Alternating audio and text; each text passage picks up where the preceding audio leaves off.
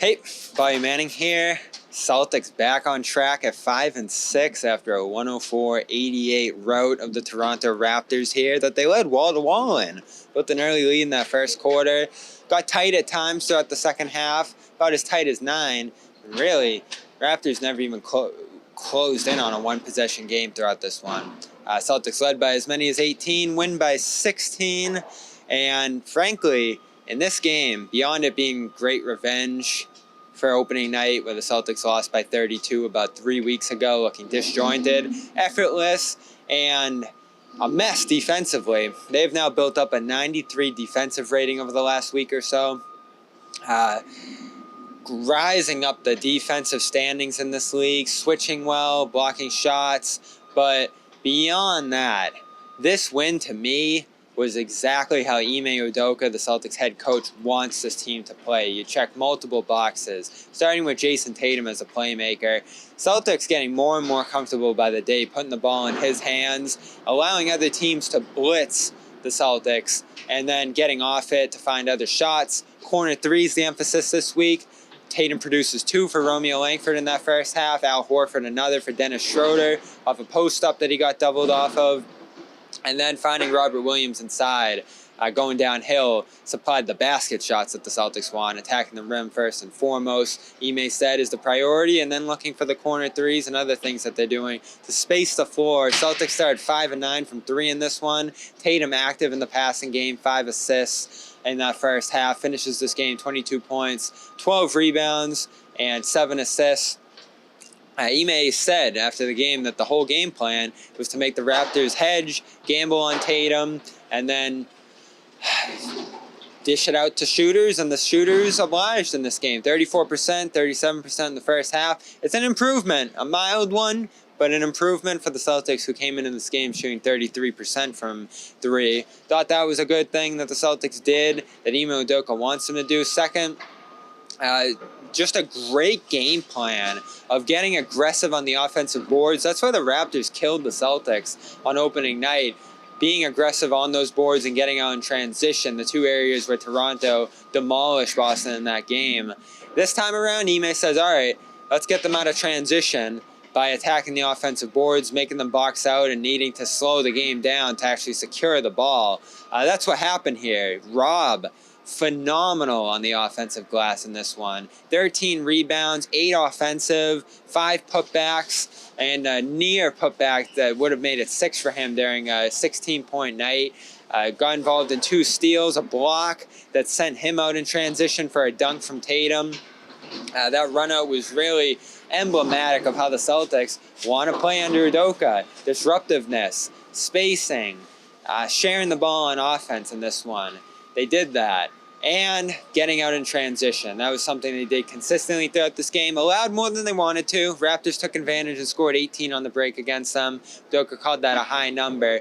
But that game plan, to me, was phenomenal by Udoka, who was doing a much better job getting his message across, implementing game plans, and finding a balance on the defensive end that they needed to become one of the better defenses in the league. The switch everything was a mess early on this year. They're doing more drop. They're doing more traditional coverages, as Ime promised. And Rob, Al, Tatum all buying into that offensive rebounding game plan against Toronto here and getting put back buckets to keep the lead ahead by double digits throughout most of this game. Only other thing I noticed, Josh Richardson starting to break into a rhythm here. 15 points off the bench, had a chase down strip on Precious Achiuwa after losing the ball to him. A near block after Romeo Langford got up and blocked a shot. Romeo good in this one too, 2 or 3 from 3. Supporting efforts off the bench like theirs made the Celtics well balanced throughout their units to be able to hold the lead, and I thought thrive into their second units in this one. I asked Josh Richardson about how players like him, secondary ball handler, are supporting Jayson Tatum as they try to avoid having him be blitzed and taken out of the offense, doubled and attacked on the ball like he was a couple weeks ago in that Chicago game. Here was his answer.